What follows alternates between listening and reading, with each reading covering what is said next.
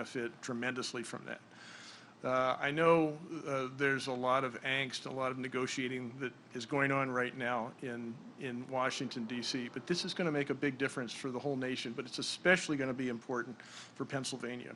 It deserves to be a priority, as it is for him, but good infrastructure supports everything that we do: public safety, education, health care, the environment, our economy, good quality of life for each and every one of us. And it's something that we really have not invested in as a nation for a long time. It's time we get back to doing that, and he wants to do that. He wants to get us back on track from COVID, and he's done a phenomenal job. As governor, I saw a huge difference when he became president. His administration, the competence, the difference, the contrast between his administration and the prior administration was something to behold. I think the same thing is true of infrastructure. This is about competence. It's about basic common sense, what this country needs. We rely on infrastructure, not just the traditional brick and mortar stuff, not just transportation, but broadband, early child care and childhood education, all those things. We need those things to make our society better. He understands that. He's promoting this. He's pushing this. And we're all lucky to have him as President of the United States. So thank you. And with that, I am really proud to introduce the Mayor of Scranton, Paige Cognetti. Mayor Cognetti.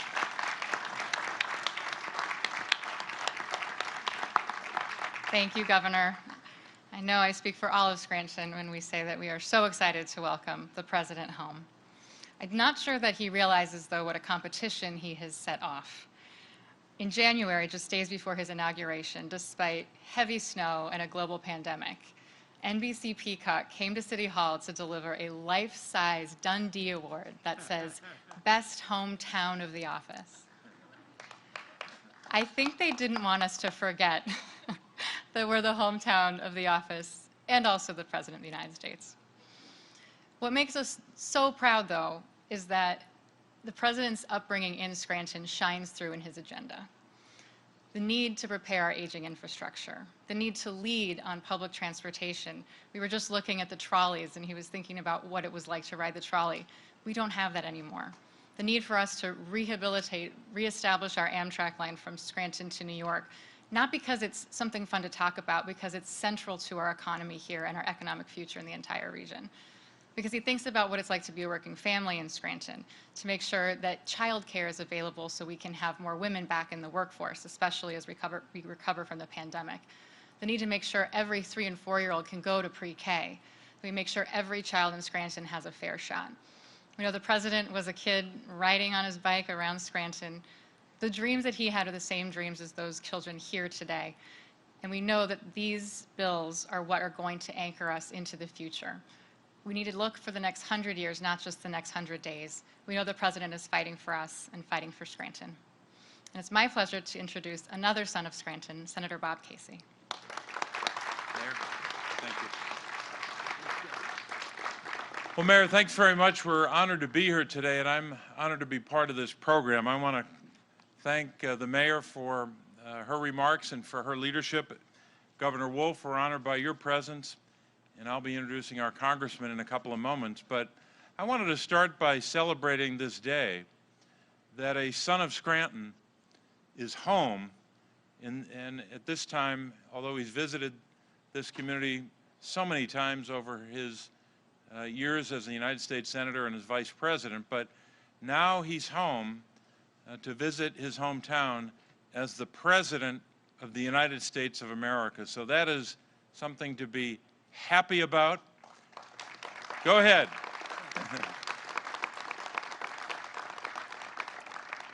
And I'm grateful for all the public officials who are here representing our region and beyond, and the men and women of organized labor who are represented in this audience, and family of friends as well of the President's.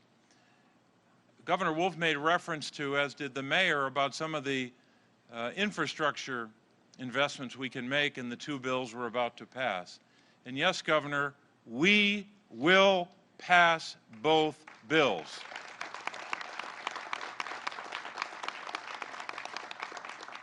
I'm not saying it's going to be easy, not saying it's going to take a little longer, but we're going to get both done. And obviously, the investments we can make are transformative when it comes to our physical infrastructure, roads and bridges, broadband, so people can be connected, for children to be able to learn in school and for businesses to thrive. But as much as we talk and invest in those important priorities, there are other bridges we must build.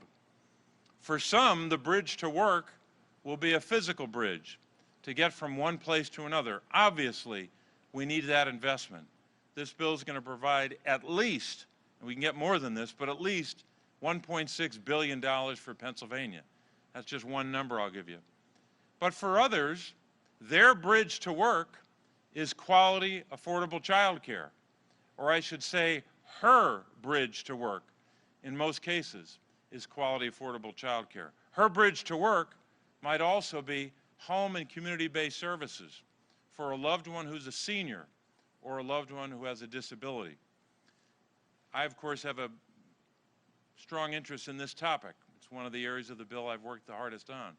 The disability community has waited for 50 years for this kind of a change.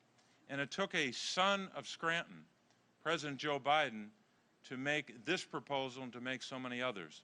The governor mentioned pre-kindergarten education and so many other investments in families, in children, and in workers. I work in a town where for far too long, decades, big companies and very wealthy Americans have had the power to have the tax code rigged on their behalf. With these two bills, especially the second bill, those days are over. We're going to invest in families and in children and in workers. And at its core, we're going to invest in the future. And it's all possible because of the leadership of President Biden and work that he's done with members of Congress in both parties. So we're grateful for that opportunity to lift up workers who are doing that important work in home and community-based services and doing that important work to take care of our children and prepare the next generation for the world of work. If we make sure we invest in the way that we can build the skilled economy of the future. And it all starts with our families. So I'm grateful to be part of this discussion today about the future of Scranton, the future of Lackawanna County, northeastern Pennsylvania, our Commonwealth, and our country. And one of the ways we're going to get there is to make sure that both bills pass both houses of Congress. And I'm honored to be with our United States Representative, Matt Cartwright, who is my congressman. He allowed me to come up today from Washington on a limited time pass till I get back to Washington. But please put your hands together for United States Representative Matt Cartwright.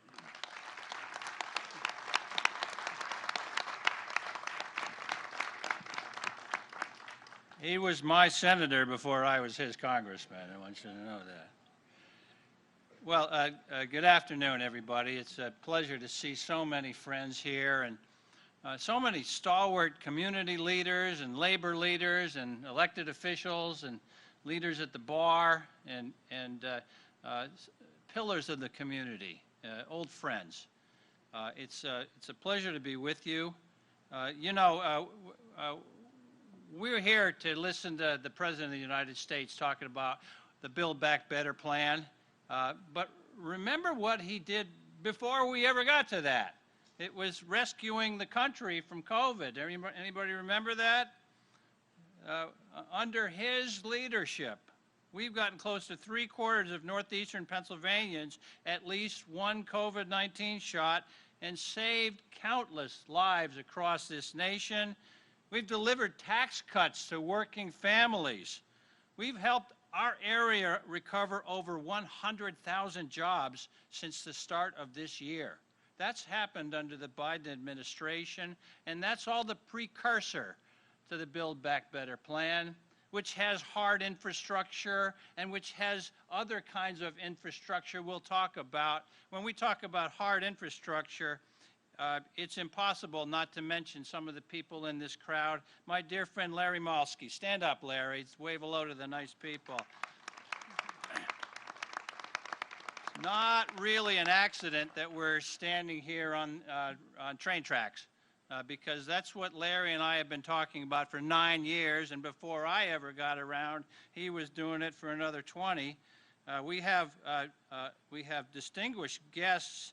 The leadership of Amtrak are among you tonight. We have Stephen Gardner and Bill Flynn, the president and CEO of Amtrak. On your feet, gentlemen. Thank you. They know the value of restoring a passenger rail in northeastern Pennsylvania. They calculated it. It's in the $80 million a year range of additional economic activity that we can generate with rail lines. They know it because they've seen it in other places as it's happened. They ran a line north of Boston that went about 80 miles, and all of a sudden, all along the railway line, factories and office parks and residential neighborhoods spring up. It's economic activity, and that means jobs and better paying jobs. For too long, we have seen if our children want to make something of themselves, if they really want to make it big, what do? They have to move out of the area. That's got to stop. That's got to stop. And it doesn't have to be that way. Let's build up this area economically. Let's get more jobs, better paying jobs, and these gentlemen know how to do it, and we're going to do it together. But, you know, it's not just about hard infrastructure. You know, the Build Back Better plan, it includes all kinds of things that also stimulate the economy and make it fire on all cylinders. You talk about child care. You know, we have one of our guests tonight is Zubeen Saeed, and she runs the Building Blocks Educational Centers in Luzerne County. And I was there to visit her, and who was there but Wico Van Genderen, who is the head of Greater Wilkes-Barre Chamber of Commerce. And he shared with me, do you know that of the people who have taken themselves out of work after the pandemic and have not come back in restaurant and retail work, 54% of them couldn't come back because they're watching kids at home. 54%.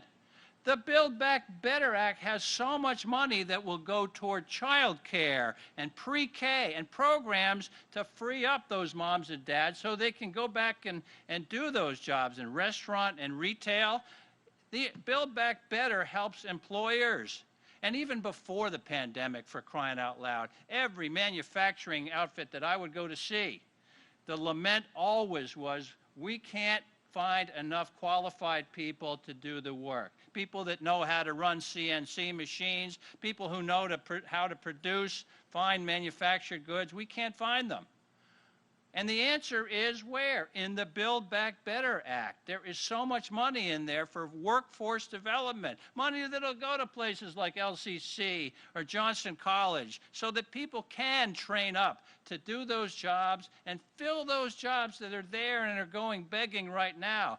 The Build Back Better Act, both in hard infrastructure and in other areas like workforce development, will help our economy come back and fire on all cylinders. So it is with a full heart and a full throat that I endorse the Build Back Better plan. Let's get it done in Congress, and put your hands together, ladies and gentlemen, for the Build Back Better plan. Thank you very much, everybody.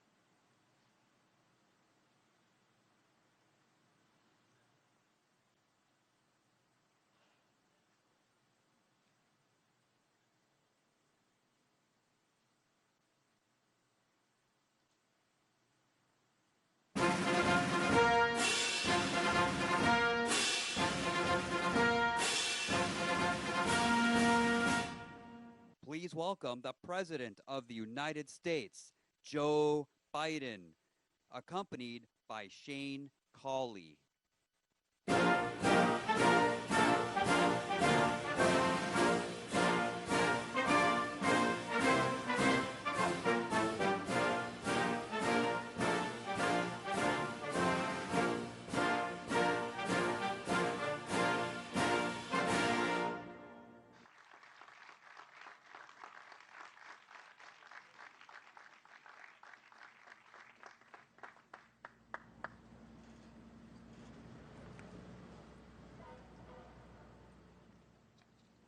Good evening.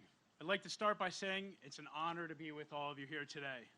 My name is Shane Cawley, and I'm a fourth-generation union ironworker.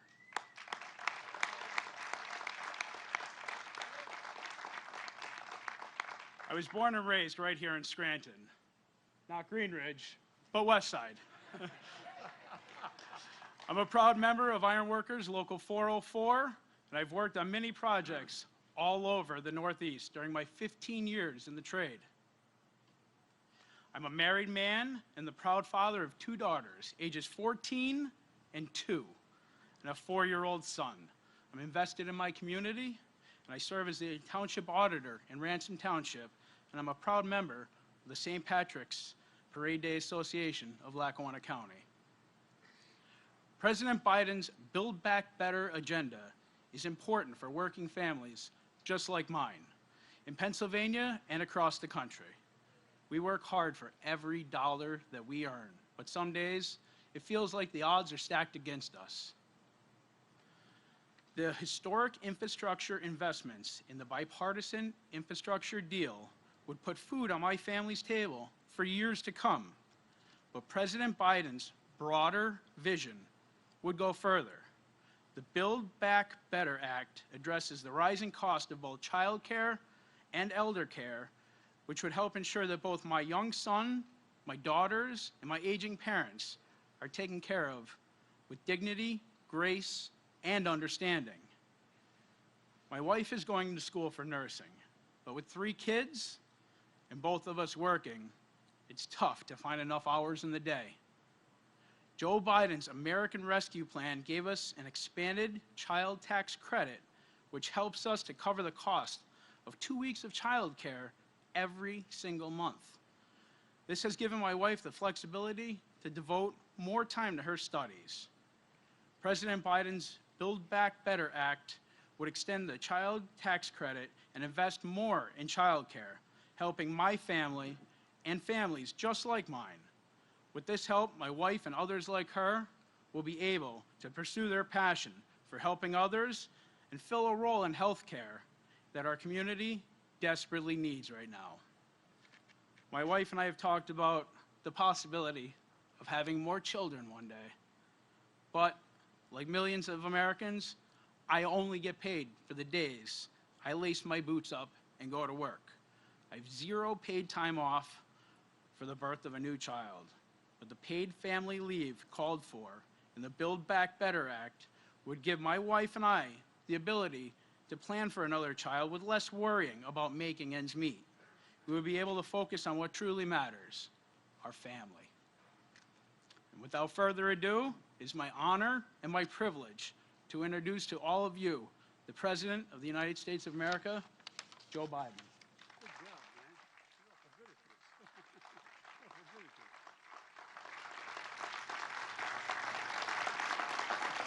Hello, hello, hello. It's good to be home. Thank you all. Please be seated. I just want you to know we have a tradition in the Biden-Finnegan family. When you see a relative, you go see them first. These are my relatives in the front row here, I want you to know. And spent an awful lot of time across from St. Paul's Church at my Uncle Jack Finnegan's house. His daughters are here, and he taught up at the U.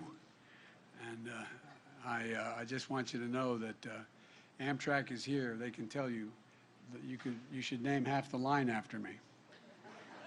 I am the most railroad guy you're ever going to meet. 2,100,000 miles on Amtrak. Hear me now? Not a joke.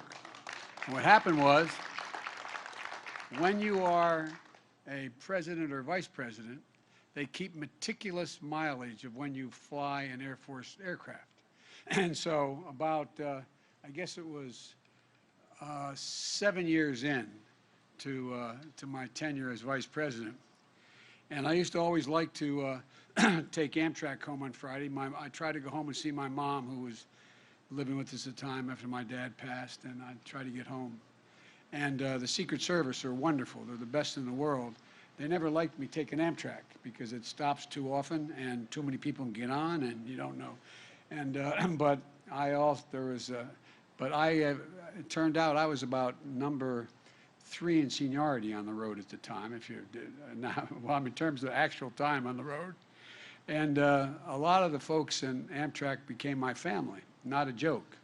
I'd ride every day. I commuted every single day for 36 years as Vice President of the United States. After my wife and daughter were killed, I went home to see my family, never stopped doing that. And so Angelo Negri was from, you remember Ange? Ange came up to me one day when they just had announced that I had flown 1 million some X number of miles on Air Force aircraft. And Ange comes up, and I'm getting in the car, and he goes, "Joey, baby, what are you?" And I thought the Secret Service was going to shoot him. I said, no, he's good, he's good. It's a true story. And he said, "I just read, big deal, whatever it was, 1,200,000 miles, Air Force. You know how many miles you did Amtrak?" And I said, "No, Ange, I don't have any idea, pal." He said, "Let me tell you, we were at the retirement dinner." And he said, "We added it up. You averaged 100, I think it says 21 days a year. 121 days a year, 36 years, plus as vice president, boom, boom. You have traveled over 2 million miles, Joe. I don't want to hear any more about the Air Force." But in the Build Back Better plan, I got more money for passenger rail than the entire Amtrak system cost to begin with. We're going to change the nation in a big way. Shane, I want to thank you for that introduction. I really do. And Madam Mayor Page, you've done a great job, a great, great job. No, I really mean it. I'm a big fan. And when I got elected, this is God's truth, after I checked on what the margin was in the state of Delaware, I called up here. She had won that year too. And I found out that I won every precinct in Scranton. And I looked up and said, "Mom, I did it. I did it." Look, and it's great to be here. It's great to be here in Pennsylvania with a very close friend, become a close friend, and a great governor, Governor Wolf. It's good to see you. And Matt, thank you for the passport to let me back into the district. And it's interesting. I grew up not very far from Bobby, the senator, where he grew up. It was about a total of, if you add it up, I think it's about 5 blocks, 6 blocks. And his dad and I were about 18 years apart, and we're 17 years apart. So it's like a continuum going down here. But I just want you to know, we went to the same schools, the same parish, just a few years apart, take a few years. And Scranton is where I played shortstop at the Grimmie's Little League in the first year that it was put up. My dad helped build the field down there, and spent a lot of time at Simmy's buying penny candy and Hank's Hoagies on Woodlawn Street, watching movies of the Roosie on the weekend and trying to reenact all they did. And when you watch those movies, I think I was told, I don't know if it's true, I was the only kid in my era that I was able to walk across the lackey on that pipe that was just above the thing. If you fell in the lackey, you were a lackey, you were in trouble. But anyway, that's right. Look, no matter how long you live here in Scranton, it's a place that climbs into your heart, and it never really leaves you, and that's the God's truth. You know, it's like that old saying goes, you can take the boy out of Scranton, but you can't take Scranton out of the boy. There's something special about it. And I believe that home is where your character is etched, and I really mean that. Some of you have heard me say this before. It's where your view of the world begins, and where you begin and where it takes shape. And that happened to me in 2446 North Washington Avenue. We used to come back after 10:30 Mass at St. Paul's. St. Clair's wasn't built till I had moved, at St. Paul's, and my grandfather would hold court. And back in those days, all the men had breakfast in the kitchen. My mother was one of 5 children and 4 brothers. One was lost in World War II. And a guy who was the chief political reporter at the newspaper, Tommy Phillips, who lived the street behind us. He was a good friend of my grandfather's. And all the women would go in the dining room and on the lace tablecloth and have tea, and the men would in fact have a big breakfast. And if you're a kid, if you're a young boy, you could sort of wander around the table. You could never sit at the table. And so I used to every once in a while walk in and just sort of wander around. I'd stand by my grandpop, and I put my hand on his shoulder, and they'd talk, and they talked about everything from sports and politics, and that's where I learned an awful lot at that kitchen table. I learned from my grandpop that money doesn't determine your worth. I learned, he told me, and that's not a joke, those of you who know me know it to be true, and you guys know it, is that no one in the world is more worthy than you, Joey, but everyone's your equal. Everybody's your equal. My mom would remind me, she'd say, Joey, this is a God's truth. Remember, you're defined by your courage, and you're redeemed by your loyalty. You're defined by your courage, and you're redeemed by your loyalty. And my dad, when things got tough in Scranton after the war, when there wasn't any work, my dad did not work in the coal mines. My great-grandfather was a mining engineer. But my dad was in sales, and he worked for the Fowler Trucking Company. And things got slow in Scranton, so we moved. I remember the day he came. I think the longest walk a parent can make is up a short flight of stairs to tell their kid, you can't live here anymore. You can't because dad doesn't have a job, or mom doesn't have a job. And my dad had moved from Wilmington, Delaware to Scranton when he was a junior in high school. He then was called St. Thomas, not the prep, but it was called St. Thomas in those days. And I remember him walking up into the bedroom and saying, honey, Dad's gonna have to move. It's gonna probably take about a year. I'll come home every single weekend. It's only 155 miles. I thought that was like 600 miles away. I'll come home every weekend, but and when I get enough, get enough money, I'm gonna bring you and Mom and everyone down to Wilmington. You're gonna like it. And I thought that was like and you know an awful lot of parents who left Scranton back in those days, who moved away, had to move away. And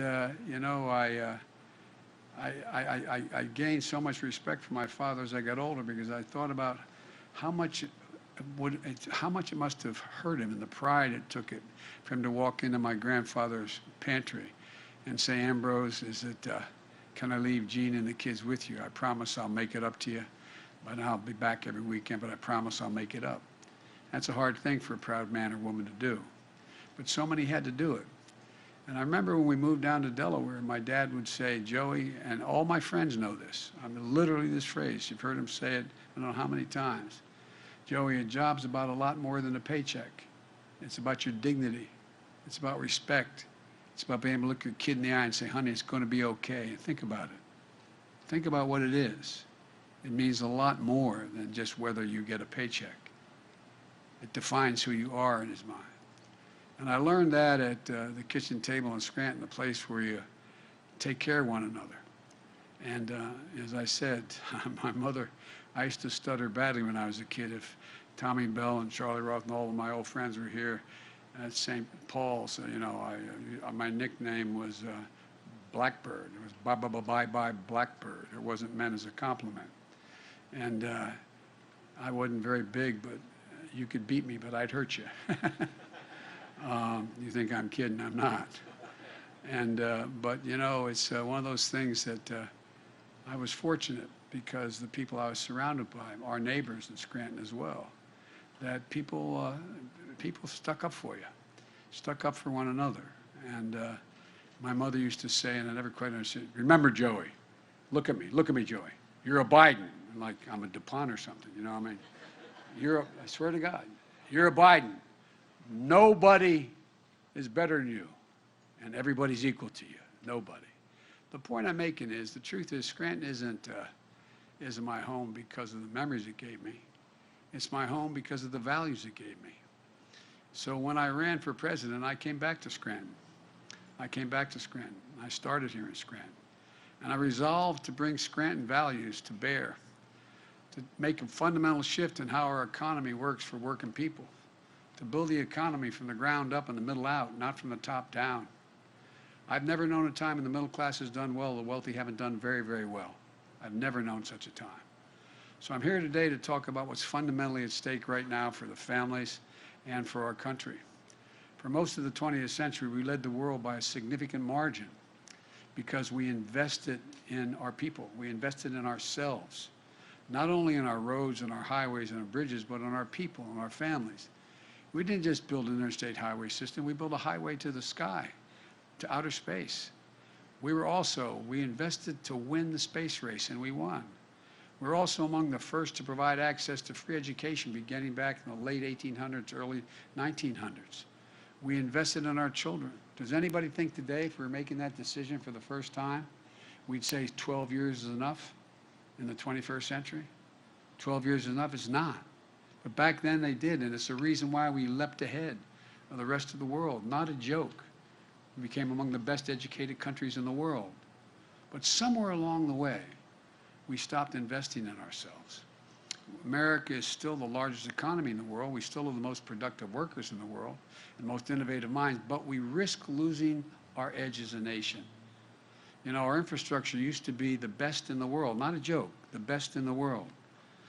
Today, according to the World Economic Forum, we rank 13th in the world in terms of infrastructure.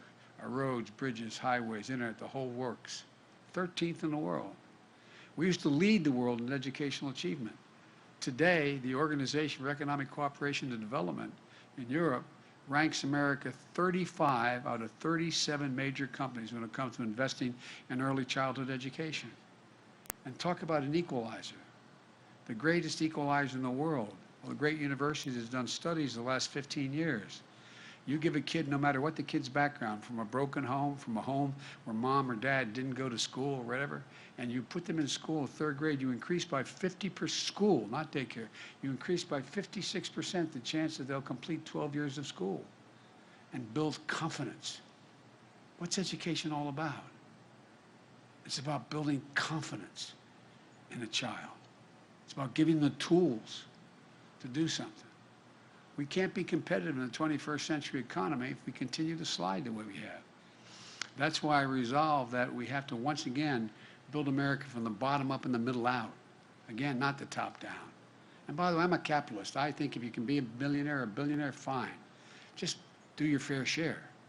Just do your fair share. You know, trickle-down economics has always failed. It hadn't built this country. You know who built this country. Like the young man that just introduced me. Union people, people who in fact can make a decent hard wage, build the country. It's not hyperbole. I mean it from the bottom of my heart. That's why I proposed two critical pieces of legislation that are being debated back in Washington. Now, there's some really smart national press with me today, and they have understandably believed that there's no possibility of my getting this done. This has been declared dead on arrival from the moment I introduced it. But I think we're going to surprise them, because I think people are beginning to figure out what's at stake. You know, when I use the phrase Build Back Better, it's being used internationally now. I got the G7, the largest countries in the world, to agree that we're going to have a Build Back Better world. And we're going to invest and we're going to build around the world the democracies and ability so the rest of the countries don't fall prey to those like the Belt and Road Initiative out of China and other initiatives where there's, I'll do something for you if you give me. If you give me. Folks, look, these bills are not about left versus right or about moderate versus progressive or anything that pits one American against another. These bills are about competitiveness versus complacency. They're about expanding opportunity, not having opportunity denied. They're about leading the world and continue to let the world or let it pass us by. And by the way, they will not increase one single penny of the deficit. They are fully paid for. And all Wall Street points out they will grow employment by tens of thousands of people. Tens of thousands of people. 17 Nobel laureates spontaneously, Nobel laureates in the economy, sent me a letter 3 weeks ago saying it will also reduce, not increase inflation. Here's what these initiatives are all about. First, the infrastructure bill. When I say infrastructure back home, people look like infrastructure. Tell them, what the hell are you talking about, Joe? They know infrastructure generically. But it's about rebuilding the arteries of our economy. That's what it's about. Across this country right now, there are 45,000 bridges, according to the Society of Engineers. 45,000. A significant portion of them are ready to fall into the water or into the gap that they cover. There are 173 miles of roads in poor conditions that have to be built up, including more than 3,300 bridges and over 7,500 miles of highways here in the state of Pennsylvania that need to be repaired and built. Increase timing and commerce. We're going to put hardworking Americans on the job to bring our infrastructure up to speed. Good union jobs, not $7 an hour or $15 an hour, but prevailing wage, a wage you can raise your family on. You can look at your family with pride. Jobs that can't be outsourced. Jobs replacing lead water pipes like you have here in the Scranton area. Kids getting brain damage because of the ingestion of lead. Clean water all across America. We're going to replace every single lead pipe in the nation. Again, creating jobs, but doing more than that. Increasing the health and well-being of our children. 44,000 schools are in a position where they have lead pipes. You send your kid to the water fountain, you got to wonder about it. Jobs laying thousands of miles of transmission lines and building a modern energy grid. Folks, we're in a situation now where you see what's happening. I've flown all over this country since coming in. You realize more of our land has been burned to the ground in the West and the Northwest than the entire state of New Jersey. Every single square mile in New Jersey, more has been burned down this year in the West because of climate change and because of electric utilities failing, wires falling. We know if we can put these wires underground, we increase exponentially the service, but it costs a lot of money. We have to do it. We know that if we, in fact, allow people to be able to store, we have this incredible energy. I've visited one of the largest solar fields in America. It's in the Southwest. Guess what? You can transmit all that energy enough to really light up half of the state of Nevada. But guess what? How do you transmit it? What lines do you put it over? Do we have the capacity to do that? We have the engineering capacity, but do we have the will to do it? And imagine what that does. You realize we had $90 billion in loss this calendar year because of natural disasters? $90 billion? Jobs. Making sure there's a high-speed internet, affordable and available anywhere. Everywhere in America, including for nearly 1 in 6 families who go without internet. You saw what's happened when we've had this COVID. Try teaching from home. How many people do you see out in McDonald's parking lots with their kids in their cars because they get access to the internet to be able to help the kid in school? What are we doing? This is the United States of America, damn it. What are we doing? And both these bills are going to help us meet the moment on the climate crisis in a way that creates good jobs, makes us more economically competitive. $66 billion in passenger rail and freight rail.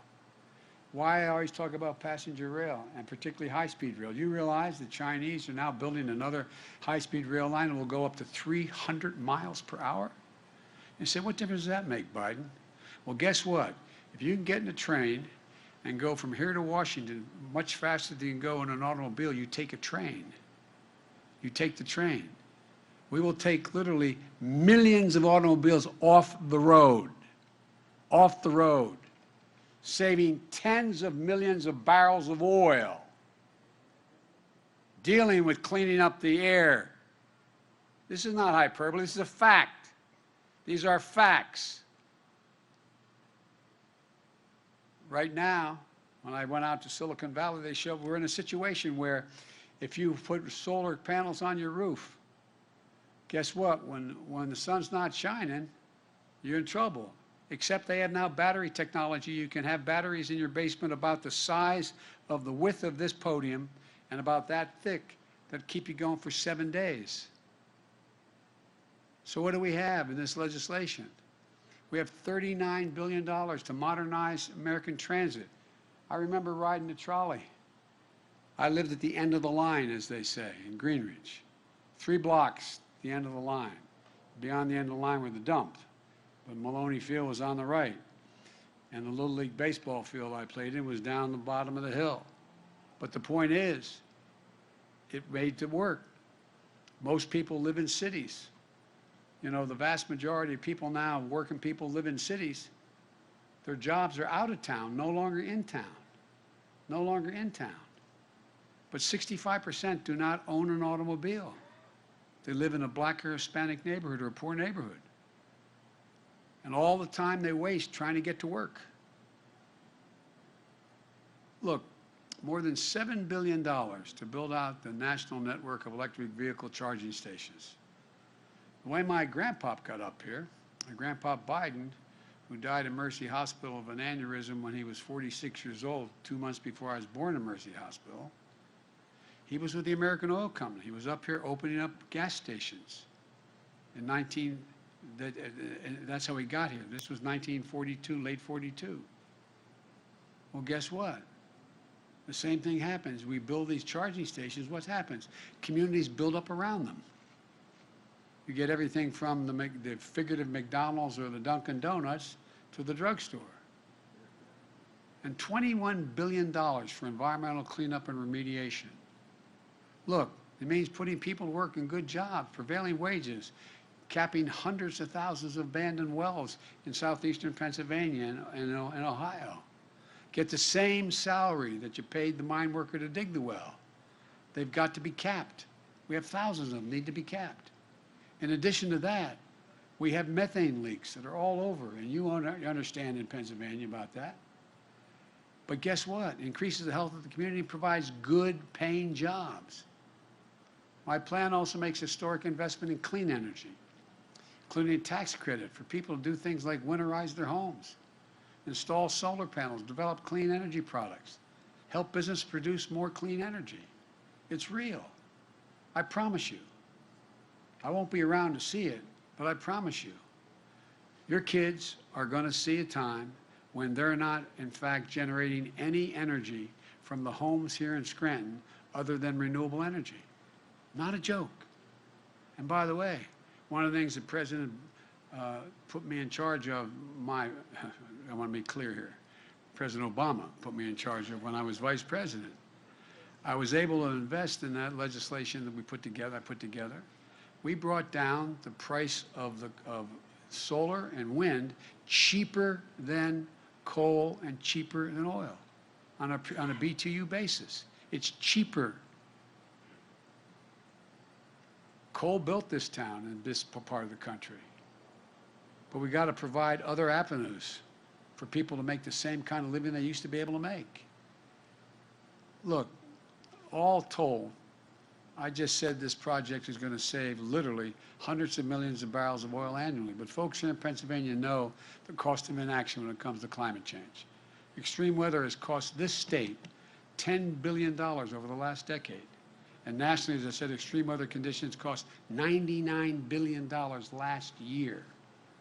And I flew over all this territory in helicopter, in Marine One, not a joke. See it. See reservoirs that are down 60, 80 feet. Concerned about the Colorado River, whether or not we're going to be able to keep things moving. Not a joke. It's real. This is serious stuff. And so, you know, it's not going to ease up on its own. We have to invest in our resilience. Building roads higher. When I say build back better, we're the only country in the world, historically, that's gone through a crisis and has come out at the other end better than before the crisis hit. That's who we are as Americans. Not a joke. Think about it. From those of you who teach history, think about it. We come out better than it was before because we don't give up. We invest. We trust our instincts. And so that's what I'm talking about. You know, we need stronger levees, stronger power grids, more durable, able to withstand ever-increasing ferocity, intensity of extreme weather. Any road, it used to be, you have a catastrophe, and the road gets washed out, you build it back to what it was before. You can't build it back to the same standard. You've got to build the road back literally higher. Not a joke, because the weather has already changed. And if we don't do something before we reach 1.5 degrees Celsius, we're in trouble. Look, we haven't passed a major infrastructure bill for decades in this country. Last 4 years, you hear every month is, you know, infrastructure month. Didn't do a single damn thing. Nothing. I mean nothing for 4 years. We can't afford to sit while other countries pass us by. We're going to breathe new life into the economy and our workforce. And here's the deal. These jobs that we're going to create for people who are too often left out and left behind. The vast majority of the jobs in my infrastructure bill don't require a 4-year degree. 98% don't require a 4-year degree. Guess what, though? It's the ultimate blue-collar, middle-class renewal. Real, serious work. It needs to get done. But folks, it isn't enough just to invest in our physical infrastructure. We also have to invest in our people, which we always did. We invested in our people. That's why the second bill is the so-called Build Back Better plan. And here's what it does. It takes education. As I said, when America made 12 years of public education standard a century ago, it gave us the best educated, best prepared workforce in the world. And you saw what happened. Think of what happened after World War I and how America moved. Because we were the best educated overall country in the world. And we led in the 20th century. But as I said earlier, we know that 12 years is not enough any longer to compete in the 21st century. Study after study shows that earlier our children began to learn, the better for themselves, their families, and for the nation. You know, you all know the statistics, and some of your teachers and your husband used to talk to me about this, and it was really basic, that if you come from a home where the mom or dad have books on the shelves and on the coffee table and read, and you come from a home where mom or dad can't read or has a 6th grade education or has a little difficulty, the child coming from a middle-class home is going to have heard 1 million more words spoken, not different words, spoken, than the child coming from a middle-class home. And that's because, look, what do? You all know with your children and grandchildren. You start talking to them when they're in the cradle. You engage them. They're the people who sit at the dinner table and still talk. They're engaged. So many homes, mothers or fathers don't have the capacity or inclination to do that. But right now, what are we doing? We're lagging behind. Today, only about half of the 3- and 4-year-olds in America are enrolled in early education at all. Germany, France, the UK, Latvia, their number is over 90% of the children. It's not just early education. According to one study, we rank 12th among advanced economies when it comes to percentage of our young people who've attained any sort of post-high school degree. Ranked 12th in the world. The Build Back Better plan gets us back on track. We'll make 2 years of high-quality preschool available to every child in America. Every child. And we're going to make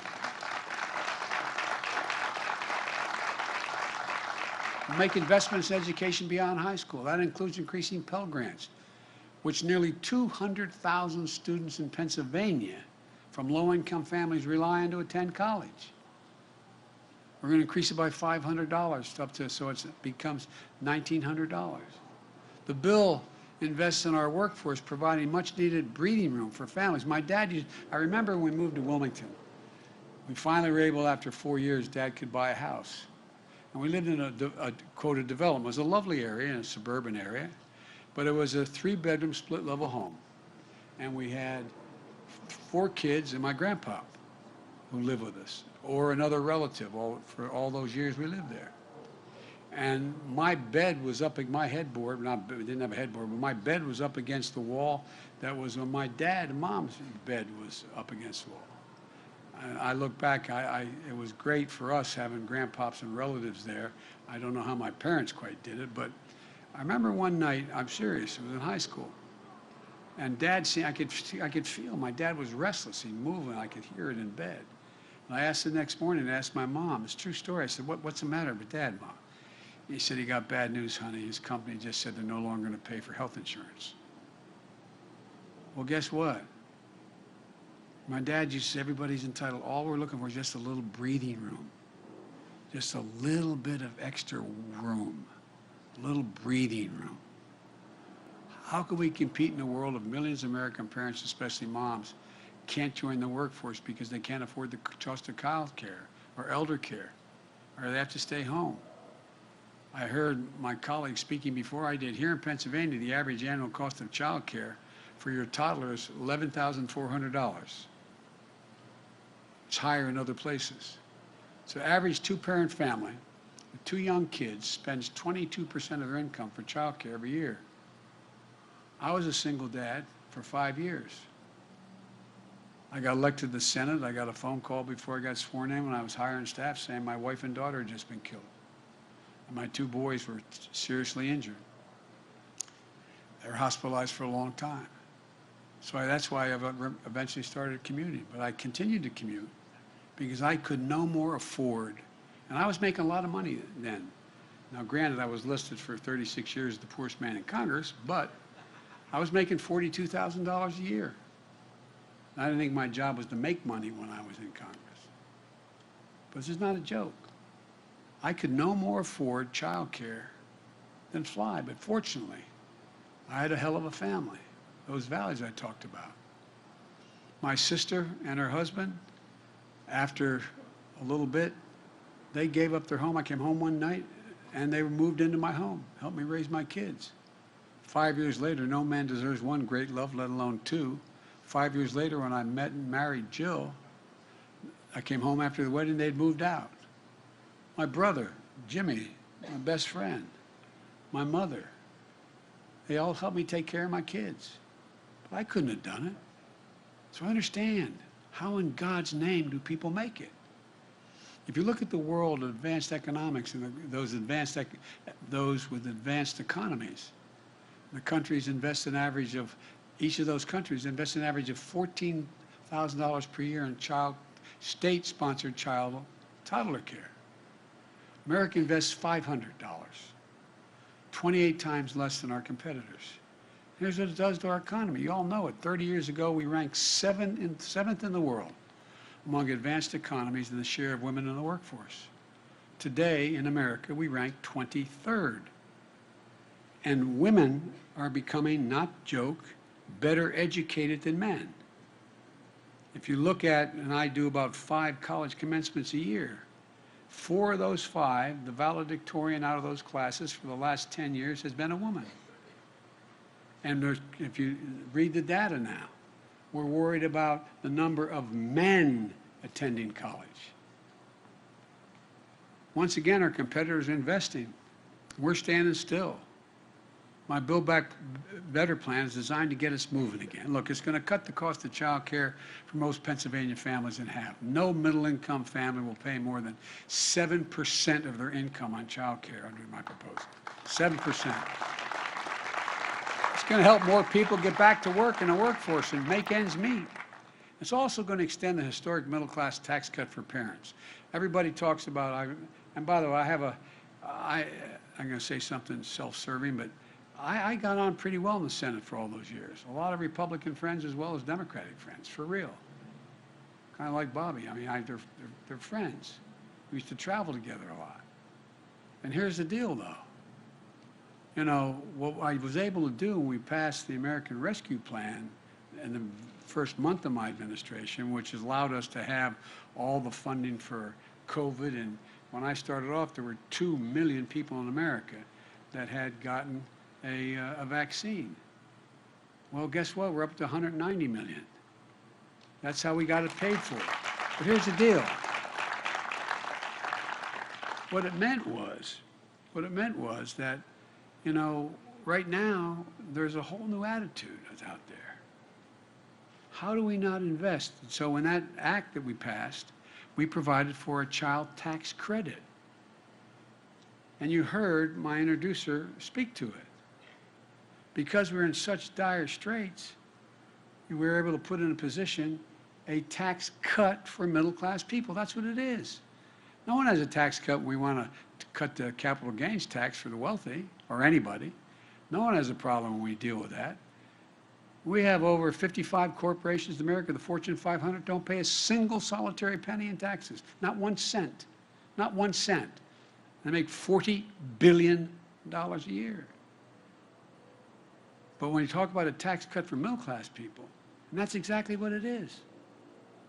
By what we did, increasing or making a refundable tax cut, you know, the way it works now, if you're made enough money to have more than $4,000 in taxes and you had 2 kids, you got to deduct it.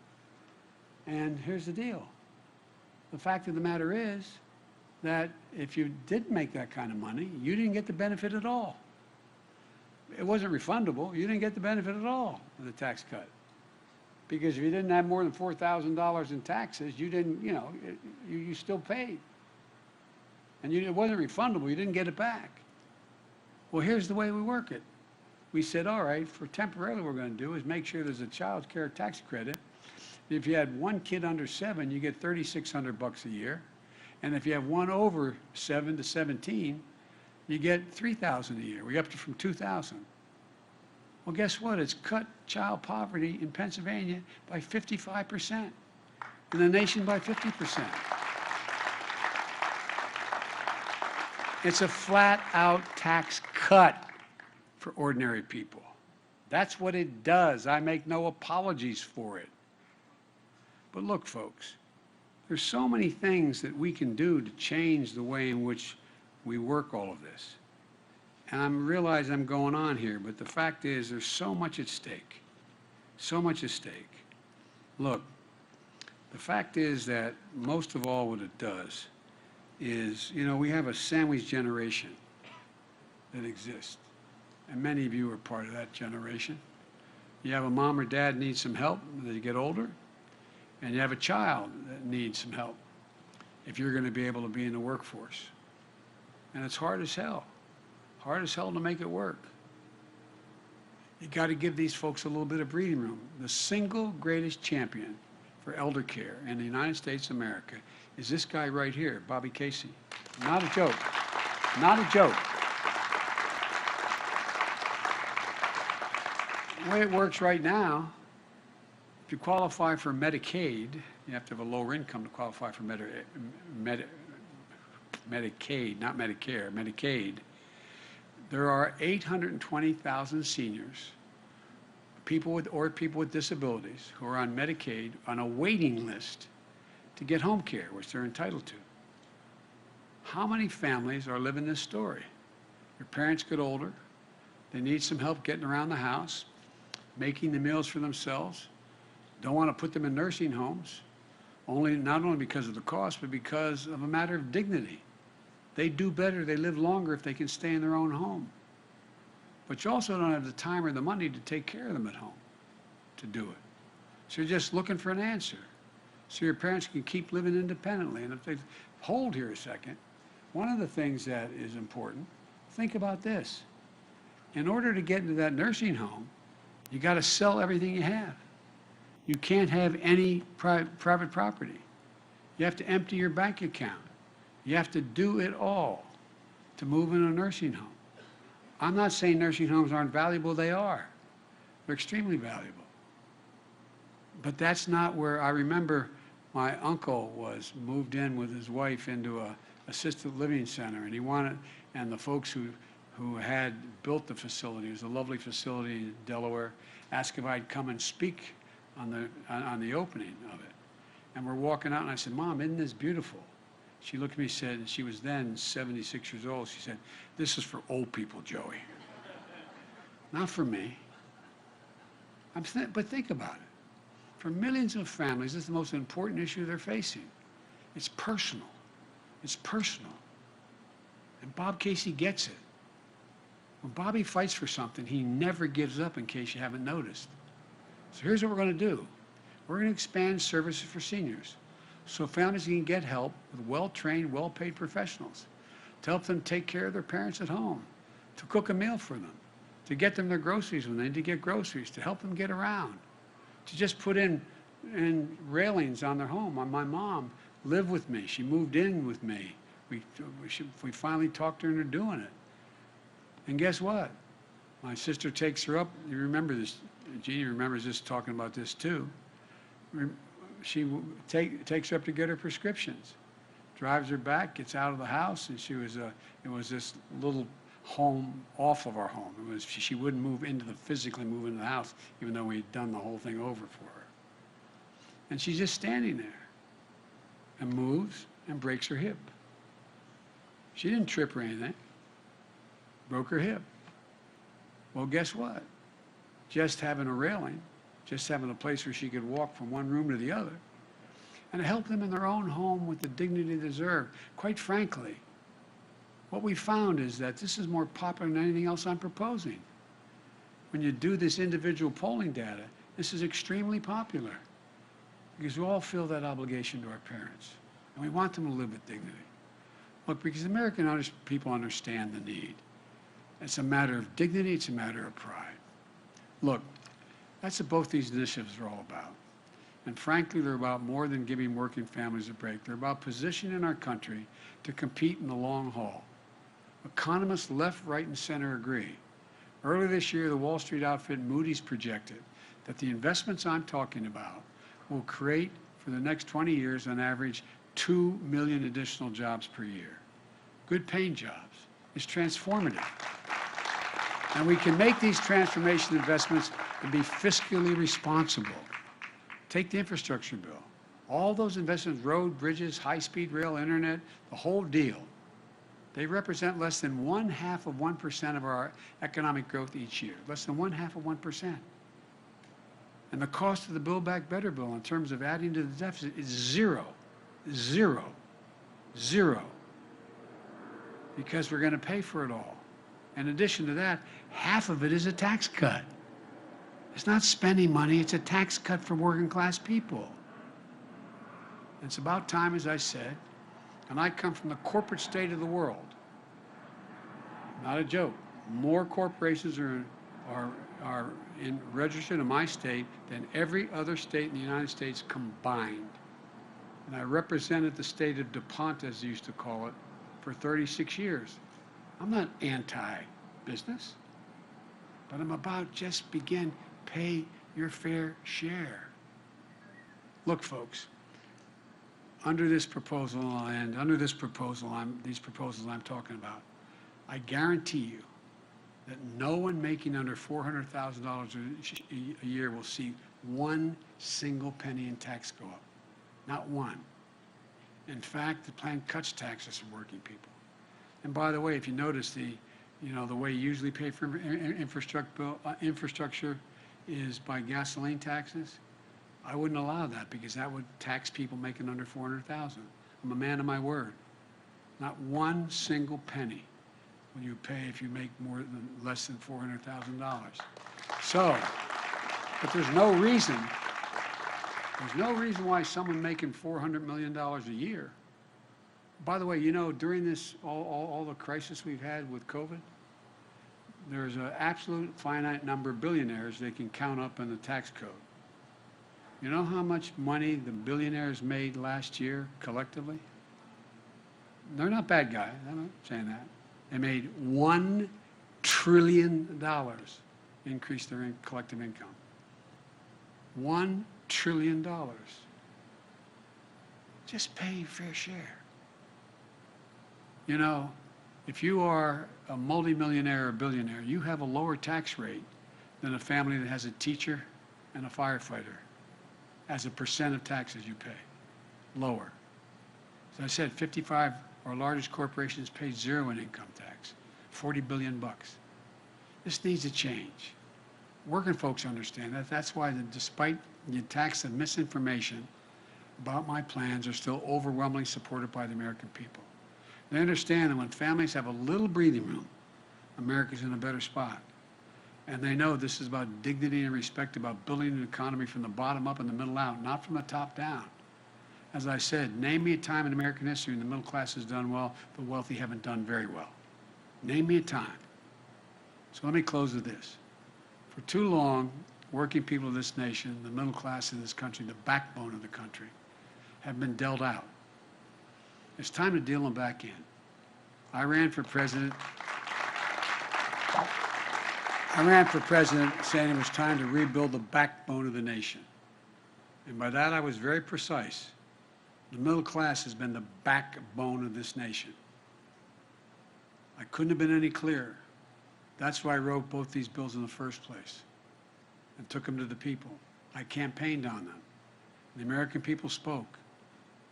They have no doubt about what I ran on. Both these bills were all what I talked about. But guess what? 81 million people voted for me. More people voted than any time in American history. And their voices deserve to be heard, not to be denied, or worse, be ignored. Because here's what I know. If we make the investments, there's going to be no stopping America in the remainder of the 21st century. I've long said, and I mean this to every world leader I've known, and I've now spoken to over 60 of them. And I've known them, many of them before that. I tell them, it's never, ever, ever been a good bet to bet against America. No, never, never, never. Which means it's always a good bet to bet on America. And that's what these initiatives do. They bet on America. It's about believing in the American people. About believing. Just look at the history of the journey of this nation. What becomes clear is this. Given half a chance, the American people have never, ever, ever, ever, ever, ever let the country down. Just a fighting chance. No guarantees, just a chance. And that's what this is all about. And it does not increase the debt. When you talk about the number, we shouldn't even talk about the numbers because it's all paid for, written in the same piece of legislation. So you pass the spending, you're also passing the tax cuts, and you're passing the taxes that are going to be increased. Scranton, thanks for always treating me so nicely. I really mean it. God bless you all. And may God protect our troops. Thank you.